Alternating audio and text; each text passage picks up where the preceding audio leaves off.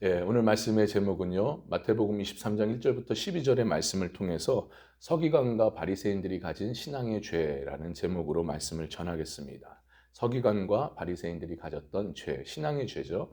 무엇인지를 이제 살펴보려 합니다. 우리가 지금까지 쭉 마태복음을 보면서 보았겠지만 예수님께서는 이 공생의 기간 동안에 수많은 사람들에게 수차례에 걸쳐서 많은 사랑의 말씀 또 축복의 말씀들을 전해 주셨습니다. 하지만 우리가 보았던 지금 본문에 나오는 이 서기관과 바리새인들 같은 경우는 이들만큼은 우리 예수님께서는 오히려 책망을 하시고 이들을 깨우기 위해서 또 질문을 계속 던지셨던 그런 모습들을 우리가 보았습니다. 왜 그렇죠? 왜 이들만큼은 사랑의 말씀, 축복의 말씀을 전해주는 것이 아니라 왜 책망과 질문, 그들을 깨우기 위한 그런 말씀만 하셨을까요? 이것은 다른 것이 아니라 이들이 종교 지도자들이었습니다. 그러니까 이들이 종교 지도자들인 만큼 이제 백성들을 바르게 이끌고 나가야 되는데 이들이 그렇지 못했다는 거예요. 오히려 자신들의 모습처럼 이 죄악된 길로 이 백성들을 이끌어갔다 이 말씀입니다. 그러니까 예수님께서 이들에게 책망의 말씀을 계속 던지셨던 거예요.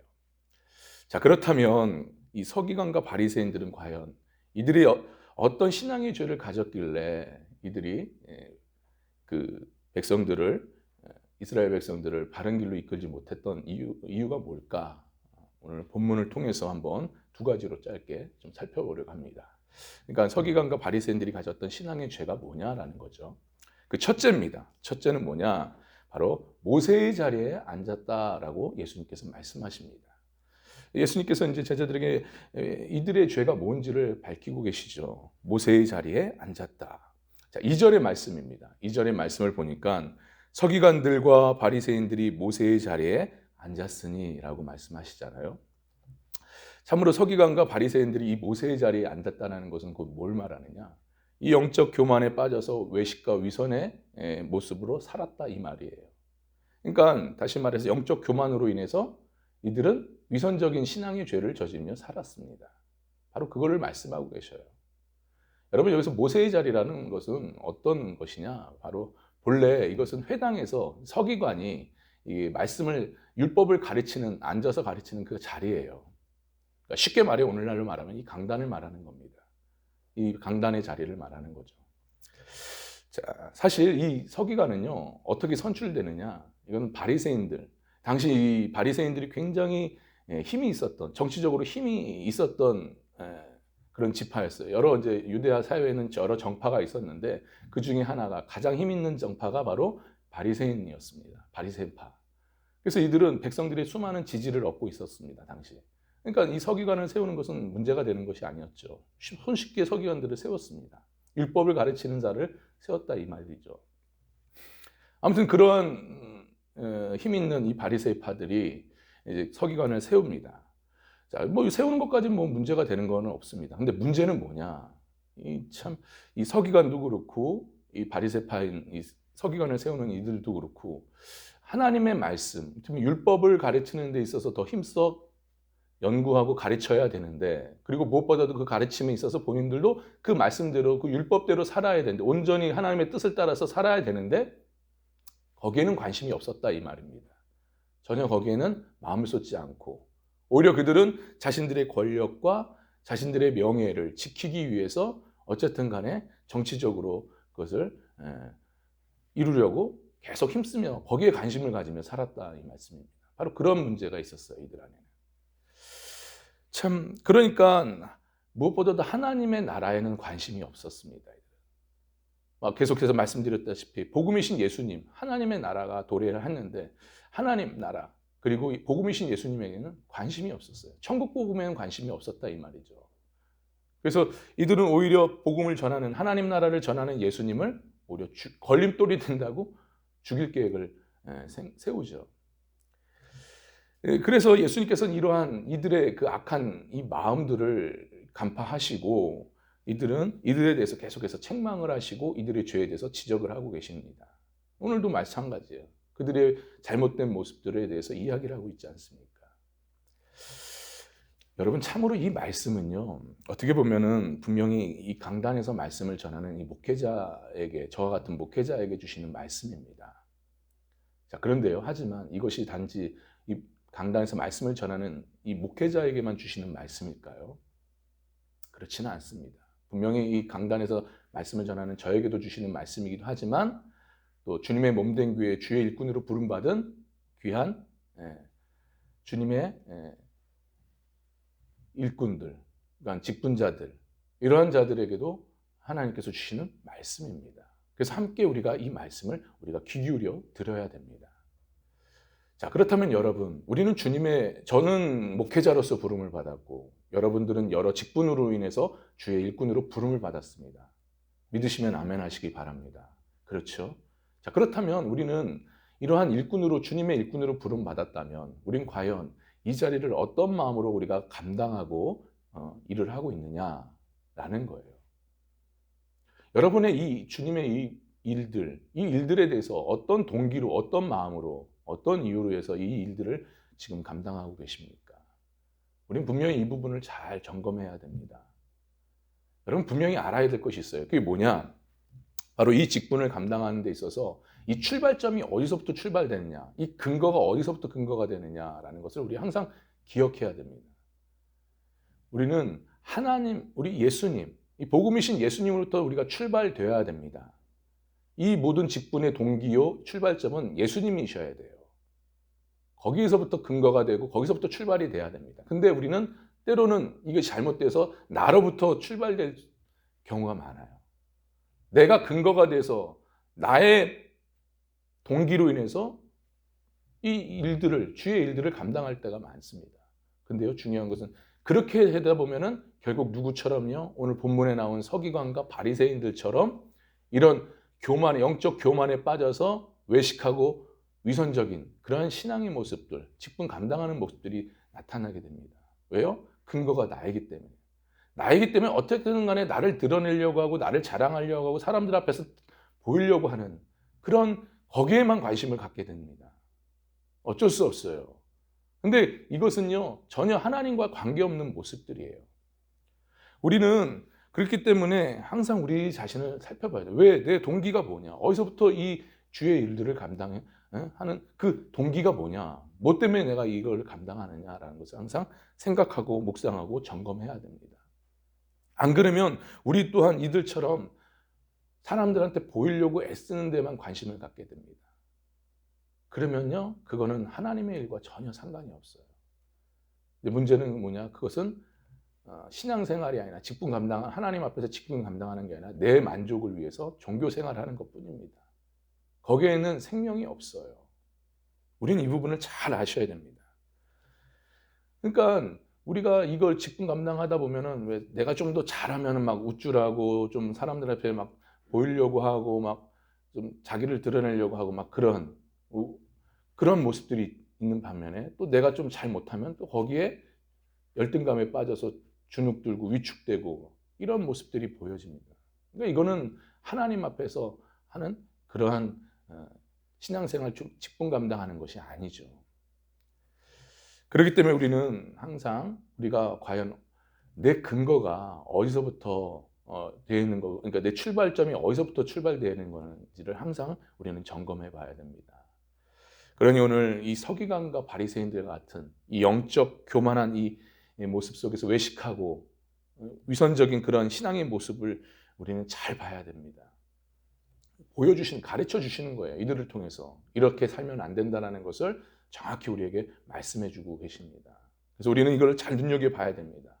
그래서 우리는 이러한 모습들이 아니라 이런 신앙생활이 되지 않도록 늘 깨어 기도하면서 늘 나를 점검하는 신앙생활이 될 수 있길 간절히 바랍니다. 그래서 우리의 신앙의 출발, 우리의 근거는 직분 감당의 근거는 바로 복음이신 예수님, 생명이신 예수님이 되어야 됩니다.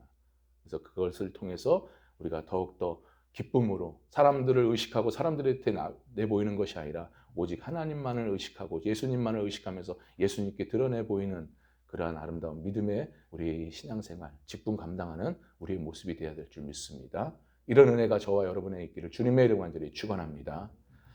자, 서기관과 바리새인들이 가진 이 신앙의 죄, 첫 번째는 모세의 자리에 앉았다고 하셨습니다. 이것은 영적 교만으로 인한 이 위선적인 외식적인 신앙의 죄죠. 자, 그리고 두 번째는 뭐냐? 두 번째는 바로 말만 하고 행하지 않는다라고 말씀하십니다. 말만 하고 행하지 않는다. 3절의 말씀 마지막인데 우리가 함께 봤습니다. 시작. 그러므로 무엇이든지 그들이 말하는 바 행하고 지키되 그들이 하는 행위는 본받지 말라. 그들은 말만 하고 행하지 아니하며 라고 말씀하죠. 결국 이 말만 하고 행하지 않는 이들의 모습은 어떤 죄입니까? 바로 말과 행위가 일치되지 않는 그러한 신앙의 죄입니다. 참으로 우리가 분명히 알아야 될 것이 있어요. 오늘 말씀을 통해서 우리가 분명히 깨달아야 할 것은 뭐냐? 그것은 말과 행동이 일치가 되지 않을 때는 그것은 하나님 앞에서 죄다. 바로 그거예요. 그러니까 예수님께서 오늘 말씀하지 않습니까? 말하고 행하지 않는 것을 너희가 본받지 말라라는 것은. 본받지 말라라는 것은 그 죄이기 때문에 하지 말라라는 말씀 아닙니까? 이건 하나님 앞에 죄예요. 명백한 어떤 면에서는. 근데 물론 우리가 누구나 참 쉽지 않은 일이죠. 말과 행동이 일치된다는 것은 쉽지 않은 일입니다. 그렇잖아요. 내가 내뱉은 말에 대해서 책임지고 그것을 행한다는 것. 물론 그것은 지켜야 되겠지만 쉽지 않은 일입니다. 근데 하지만 우리가 알아야 될 것이 있어요. 뭐냐? 그렇게 쉽지는 않지만, 물론 쉽지는 않지만 우리의 삶의 대원칙이 있어야 됩니다. 그게 뭐냐? 내가 비록 어렵고 그것을 지키기 힘들지만 내가 내 말한 거에 대해서 끝까지 지키려고 하는 최선을 다하는 몸부림이 있어야 된다 이 말이에요. 우리가 이것이 없으면 안 됩니다, 여러분.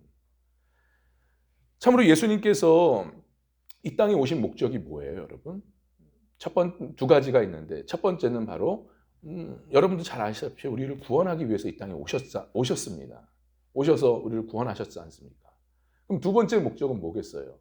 예수님께서 두 번째 오신 목적은 구원하신 우리로 하여금 이 땅에서 예수님처럼 살게 하는 거예요. 그게 목적이십니다.